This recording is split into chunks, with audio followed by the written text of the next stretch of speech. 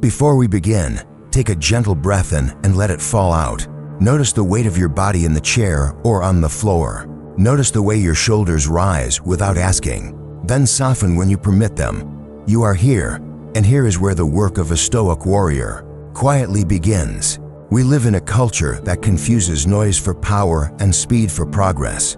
You know this feeling, the phone buzzing, the inbox overflowing, the small emergencies that keep you spinning. You end the day exhausted, but not necessarily stronger. Stoicism offers another path forward, one rooted in clarity, courage, and calm. It asks a simple question: if you were free to live today on purpose, what would you choose to do with your attention, your body, your words, and your heart? Not tomorrow, not next month, today. A Stoic warrior is not someone armored against life. A Stoic warrior is someone unarmored and honest, awake to the fact that difficulty will come, yet determined to meet it with virtue. They are the person who chooses to respond instead of react, to build instead of blame, to return to the present when the mind wanders or the world provokes. They know that strength is not an accident, and resilience is never a gift. Both are trained in small, repeatable acts. That is why we're here, not to memorize quotes or collect ideas, but to assemble a daily practice you can carry in the next hour. I'll walk you through 6 habits, the small hinges that swing a big door. You'll find they are simple, but not superficial, gentle, but not soft, practiced consistently. They'll change the way you hold yourself in uncertainty, the way you move through conflict, the way you recover when you stumble. If you've ever wondered, how do I make Stoicism real between breakfast and bedtime? This is your bridge.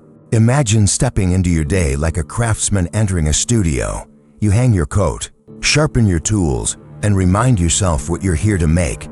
These 6 habits do exactly that. They will sharpen your attention, align you with your values, train your body to support your mind, and leave you with a clear conscience each evening. And yes, you will stumble, because you are human, and that is not a failure of Stoicism, but the very arena where it shines. What matters is not flawless execution. What matters is the return. Can you return to yourself, to your chosen posture, to what's in your control, one more time than you drift away? If so, you are already winning. Let's step through the doorway together. Let's begin with morning stillness, the first habit of a day lived on purpose. Habit 1. Morning stillness and the page that listens. A Stoic morning doesn't start with sprinting, it begins with seeing. You open your eyes, and instead of reaching for the world, you reach for your breath. Here's a simple rhythm. Inhale for a slow count of 4, hold for 2, exhale for 6. Do that 3 times, not to chase some perfect calm, but to claim a small corner of the day before the world begins making requests. Then, the page. Some people call it journaling. I like to think of it as a conversation with the part of you that knows you're not performing. You're not trying to impress your future self. You're simply clearing the windshield before you drive. Ask 3 plain questions and answer each in a few honest lines. First, what kind of person do I intend to be today? Not what tasks I'll complete, not what others should do, but what virtues I will practice regardless of conditions. Perhaps you write, patient under pressure, clear in speech, generous with credit, courageous with truth. When you do this, you rehearse being yourself at your best. You prime the nervous system to choose it again. Second, what's in my control? List the levers you can pull, the care you take with your words, the effort you bring to your work, the attention you give your family, the habits you repeat when no one is watching. Feel how simple and liberating that is. You're gathering your scattered power. Third, what challenges are likely, and how will I respond? This is pre-commitment. Traffic will be heavy. I will breathe and listen to a podcast instead of stewing. A client may be abrupt. I will not personalize their mood. I'll feel the pull to scroll mid-morning. I will stand, drink water, and return. You're not trying to control the world. You're choosing your stance when the world inevitably acts like itself. If you've never written to yourself in the morning, you might worry you'll have nothing to say. You will. Your mind is full. It's just been waiting for a place to set things down. Keep this practice light. 5 minutes is enough. 10 is generous. Use ordinary words. Let the ink move fast. If a judgment appears, this is silly or I'm not doing it right, smile at the voice, and keep going. The point is not eloquence, the point is alignment. Finally, choose a single sentence to carry as a pocket compass, something you can return to when you're squeezed. Maybe it's "I will do the work in front of me," or "kind first, firm second," or "nothing outside my mind can touch my character without my consent." Whisper it. Put it in your phone. Write it on a sticky note. Let the sentence be your bead on the thread of the day. When you stand from this small ceremony, you're not magically invincible. You're simply more you. And that is the secret. You step into the hallway, the kitchen, and the street with less noise inside. You're not chasing clarity later. You're bringing it with you. Habit 2. Premeditatio Malorum, defanging the day's dragons. If morning stillness is polishing the lens, the second habit is checking the map for potholes. The Stoics called it Premeditatio Malorum, premeditation of difficulties. It sounds grim, but practiced correctly, it is profoundly life-giving. You are not catastrophizing. You are rehearsing courage. Set aside 3 to 5 minutes, perhaps right after your brief journaling, to softly run through the likely frictions of the day. You already previewed them on the page. Now, visualize with a little more texture. See the meeting that tends to run long. Feel the moment your child tests your patience. Watch the email that arrives with a half accusation and half demand. Do not leave the scene. Stay with it until your shoulders tense. Then relax them. Ask, what is this? It is an event, a person's mood, a delay, a preference thwarted, not a verdict on your worth, not a cosmic insult. Then rehearse the response you intend to own. Imagine your breath staying slow. Hear your voice steady and brief. Watch yourself declining the bait, choosing the smallest action that moves things forward. Visualize your hands unclenching as you decide, I will respond once, in writing, with facts and respect. I will not argue in my head for the rest of the day. Visualize the traffic and see yourself turning the radio off and enjoying the rare, unscheduled silence. Visualize the tough conversation and feel your feet on the floor, your attention on the person in front of you, your words simple and clean. Here's what I see. Here's what I need. What do you see? Why does this help? Because the nervous system doesn't differentiate between imagined practice and real rehearsal. You're building a groove in the mind that you can follow when the moment arrives. You're removing the novelty, and novelty is half of stress. A Stoic warrior loves to remove unnecessary novelty. This habit contains a beautiful paradox. By contemplating discomfort, we reduce unnecessary suffering. And when the real thing appears, some situational pain we didn't predict, we meet it with a little more room inside. We knew something would arrive. We didn't know what, but we knew who we'd be. There's one more layer to add, a softer one, as you rehearse courage. Also imagine the very end of the day at night when you will look back and say honestly, I handled what was mine. I let go of what wasn't. I didn't make a hard thing harder. That preview of dignity matters. It sets a standard you'll want to live up to. Habit 3. Train the body, teach the mind. A Stoic philosophy that never touches the body will never touch the whole person. The body is not a distraction from the path. It is the path's companion. When you strengthen it, you're not chasing a mirror image. You're training your instrument for a demanding life. Choose a form of daily physical practice that respects your season of life. For some, that's a brisk walk or a run. For others, it's bodyweight training, kettlebells, yoga, swimming, or a bike. The specifics are yours to choose. What matters is the way you do it, with presence, with reasonable intensity, with repeatability. Think of it as a daily vote for the version of you who can carry their weight. Climb a flight of stairs without breathlessness. Lift a suitcase into the overhead bin and soothe anxiety before it blooms. Anchor your training to a time and a trigger you can count on. Perhaps it's immediately after your morning writing, or right after you drop the kids off, or as a commute bookend when you return home. Keep it short enough to win most days. 20 to 40 minutes can be plenty. If time is truly tight, do microsessions, 10 push-ups, 10 squats, 10 slow breaths, repeated 3 times during the day. Why does this matter philosophically? Because you are collapsing the gap between what you say you value and what you practice. Bring your breath into the work. Notice how your mind tries to bargain when it gets tough. We could skip a set. We did more yesterday. Smile and do the next honest set. Notice how completing a small physical promise feeds your confidence. In other arenas, this is not separate from courage in meetings or kindness in conflict. It is the same material. You are teaching yourself that you can do hard, boring, necessary things, not just when you feel inspired, but especially when you don't. On days you miss, you don't deliver a speech about how tomorrow will be perfect. You simply resume. No punishments. No, I now must double the work to repent. Just the next right repetition. If you need a mantra for this habit, try this. Sweep the temple. Your body is the temple that houses your mind. You sweep it by moving, by breathing, by flushing the stale thoughts out with fresh oxygen and fresh effort. A clean temple invites clear thinking. There's a quiet gift hidden here. Physical training can become a daily appointment with humility. The weight doesn't lie. The track doesn't pretend. The mat has no opinions. You show up. You do what you can today, and you learn to love the feeling of inch-by-inch progress. That is resilience, not the fantasy of a sudden transformation, but the honest acceptance that small steps, faithfully repeated, move mountains. Habit 4. Choose virtue in public. Micro-commitments that bend the day. Philosophy is not what you claim in private.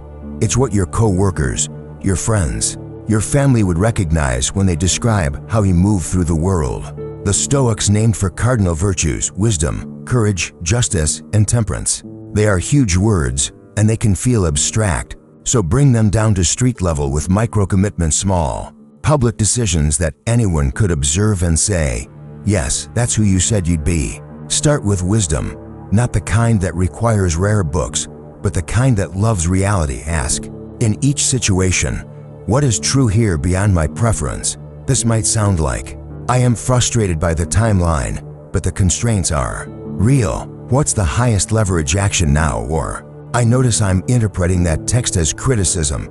Is there another reading? Could I ask instead of assuming? Wisdom shrinks drama by replacing stories with facts. Then courage. Think of courage less as heroics and more as clean, necessary speech and action. You practice it when you tell the truth at a cost, when you raise your hand and say, I made the mistake, when you ask for help before the problem grows fangs, when you say no without a paragraph of apology. Courage feels like a small burn in the chest. Good.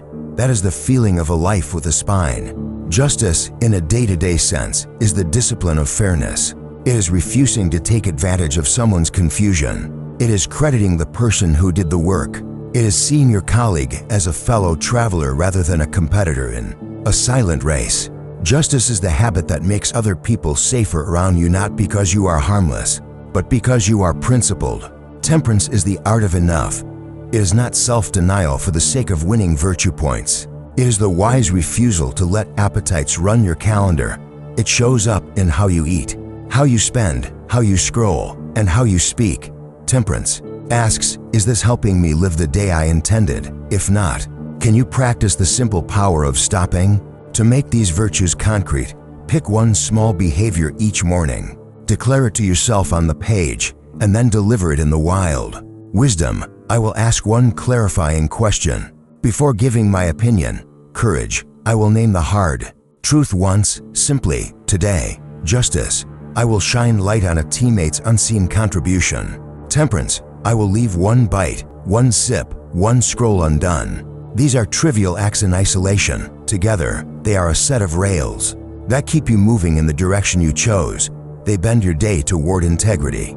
People sometimes ask, isn't all this self-control a little joyless? Not at all. It creates space for deeper joy, because your energy isn't spent cleaning up the messes of impulsive choices. The paradox is delightful. You feel freer when you practice discipline. You can trust yourself, and that trust is a form of quiet happiness. Habit 5. One thing at a time. The warrior's work block. You cannot be strong if your attention is weak. The fifth habit is not glamorous, but it is the backbone of real progress. Choose one meaningful task. Cut a small, protected block of time and give it undivided attention. That is it. No tab surfing. No quick checks. No negotiating with yourself every 90 seconds. You pick the stone. You lift it, you set it where it belongs. Set your conditions up front. Decide when your block begins, how long it lasts, and what done means for this slice of work. Perhaps it's 45 minutes to draft the opening of a report, or 30 minutes to review a contract or an hour to build a feature, design a lesson, or clean the garage shelf by shelf. Make your definition of done measurable. Draft 3 paragraphs is better than make progress. Why? Because ambiguity invites avoidance. Before you start, clear the stage. Shut the door if you can. Put the phone in another room. Close the messaging app. Tell the people who need to know. I'll be offline for the next hour working on X if you need me. Call, otherwise I'll respond when I'm back. Then begin. Your mind will revolt. It will suggest excellent detours. Smile and return to the one thing. Take short, honest breaks that keep you in the arena. Not out of it. Stand up, drink water, stretch your wrists. Then resume. What does this have to do with Stoicism? Everything. It is the practice of directing attention to what is yours and leaving what is not.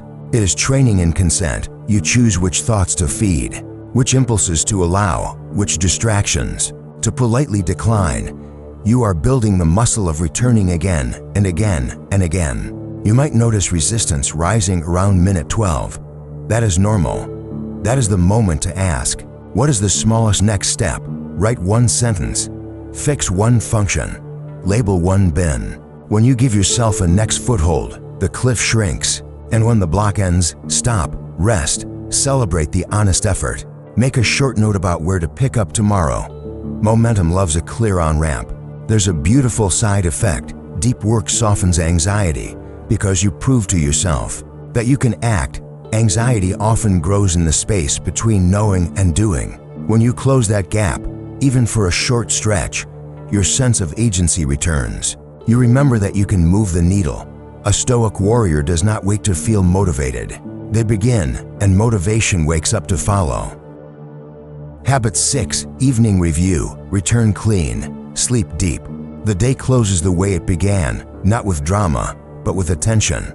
The evening review is how you turn experience into wisdom and mistakes into fuel. Set aside a quiet pocket of time. 10 minutes is enough after dinner or before bed. Dim the lights. Put your phone aside. Begin by exhaling, as if you're setting down a heavy pack.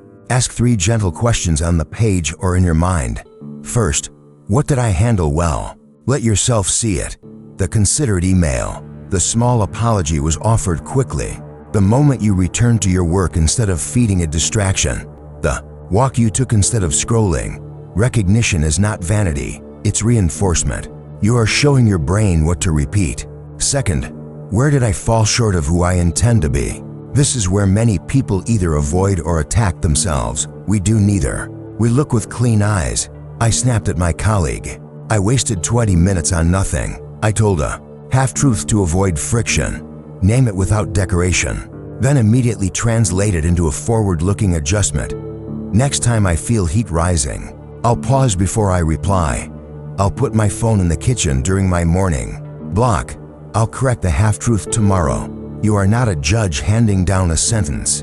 You are a coach writing a better drill. Third, what am I grateful for that I might have missed in the rush? Not as a performance, not as a forced optimism, but as a retrieval of reality's sweetness. The way the sun landed on the table, the text from a friend, the joke your child told, the quiet relief after a difficult conversation. Gratitude helps you hold the full picture, not just the parts that hurt.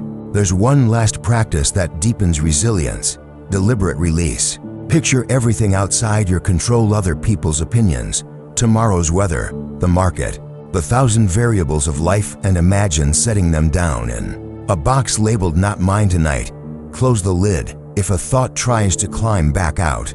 Remind it kindly, "Not now." This small ritual helps your body unclench. Sleep, which is the foundation of strength, enters more easily when you are not clinging to the steering wheel of the world. End the review with a sentence of forgiveness. Forgiveness for others, perhaps, but most importantly for yourself. You are training. Training includes error. You will do better because you are practicing, not because you are punishing. Say something like, "I release the day. I will meet tomorrow with a clear heart." Then turn off the light. Let the night make you new. Let's zoom out and see the shape these habits make when they are woven together. You wake and claim a few quiet minutes to breathe and write, setting your intention, owning your circle of control, rehearsing your responses. You walk into the day with a pocket sentence that steadies your posture. You quickly visualize the likely friction and feel your capacity to meet it. You move your body so your mind has a strong ally. You choose a small public act of virtue and deliver it. You carve a block for deep work and give it your focused presence. You end by reviewing honestly, adjusting lightly, and releasing what isn't yours to carry into sleep. Is that a perfect day? No, it is a day with shape. And shape is what allows you to bend without breaking. Shape is what transforms energy into direction. When life slams the door or tosses you into a storm, you don't have to invent your response. From scratch, you already rehearsed. You have rails beneath your feet. You know how to return. People sometimes ask, how long until I feel the results? The honest answer is, you'll feel small. Real changes quickly, not fireworks, but a steadier hand on the wheel. You'll notice that your first thought isn't always your last word. You'll notice that you are kinder when you're tired, because you pre-decided what matters. You'll notice that the small stresses that used to swallow your whole afternoon now dissolve. After a few breaths, give this practice to weeks, and you'll have proof you can keep. Give it 2 months, and others will begin to notice. Give it a year, and you won't recognize the way you used to carry yourself. What about when you fall off for a week? You return. What about when you break the promise you made that morning? You repair it that afternoon. What about when someone mocks your new discipline? You let them. You are not training for their applause. You are training because you've decided to live a life you can respect in the mirror. If you want, you can bundle these habits with a simple phrase: clear, courageous, consistent. Be clear in the morning about who you intend to be and what is yours to control. Courageous in the day, meeting difficulty with steadiness and telling the truth even when it stings. Consistent in practice, showing up when you feel like it and especially when you don't. Say it softly now, clear. Courageous, consistent, feel how it pulls your shoulders back. There's a tenderness to this work that might surprise you. Strength is not just hard edges and tight jaws. Strength is the hand you place on your shoulder when you miss. Resilience is not a brittle refusal to feel. Resilience is feeling what you feel and staying with your values anyway. The Stoic warrior contains both steel and warmth. They can sit with a friend in grief without fixing. They can sit with their frustration without blaming. They can act decisively without aggression and hold boundaries without bitterness. This is not mythic. This is trainable. Before we part, come back to your breath one more time. Inhale gently. Hold. Exhale a little longer than you inhaled. That is the sound of choosing. That is the sound of returning to yourself. You do not need a new life to live these habits. You do not need a monastery or a retreat. You need a small slice of morning, a willingness to preview your day with honesty, a body you're willing to move, a pocket-sized promise to virtue, a square of focused time, and a soft light at night to see clearly what you did and who you were. You already have enough to begin. So tomorrow, when the alarm vibrates or the sun climbs over the buildings, sit up. Place your feet on the floor. Feel the simple miracle that you are still here. Open the page and answer the 3 questions. Pick your compass sentence, visualize the likely bumps, and match them with calm responses. Move your body in whatever way you can. Name one public act of virtue and carry it out. Choose your meaningful task and give it a block of undivided attention. Close the day with review, adjustment, gratitude, and release. Do this imperfectly. Do it kindly. Do it again the next day. You may think, but will this build strength? Yes, because strength is the byproduct of showing up for the right things repeatedly. Will this build resilience? Yes, because resilience is the art of returning, and these habits teach you to return in half the time with twice the grace. You will not become someone else. You will become steadier yourself. As you turn toward the rest of your life, remember that the Stoic path is not about shrinking from the world. It's about arriving fully in it, ready to serve your family, your team, your neighbors, even the stranger at the crosswalk. They benefit when you practice, and you benefit when you remember you are part of something larger than your to-do list. Strength in service, resilience for love. These are not slogans. There are reasons to get out of bed. If there is a final blessing I can offer, let it be this. May you be clear in the morning, courageous in the day, and forgiving at night. May you meet difficulty with steady eyes. May you return to your breath when you forget. May your words be simple and your promises small enough to keep. And when you drop them and you will, may you pick them back up with a smile. Because you are training, and training is beautiful. The world will test you. Good. You were made to be tested. You were made to grow. These 6 habits are your quiet armor, your invisible exoskeleton, your daily companions. Walk with them, wear them in. Let them shape you until they are simply how you live. Now, take one more breath. Feel both feet. Lift your chin. The day is waiting not to conquer you, but to be met by you. Go meet it like a Stoic warrior, calm in your core, kind in your hands, firm in your step, and always ready to return.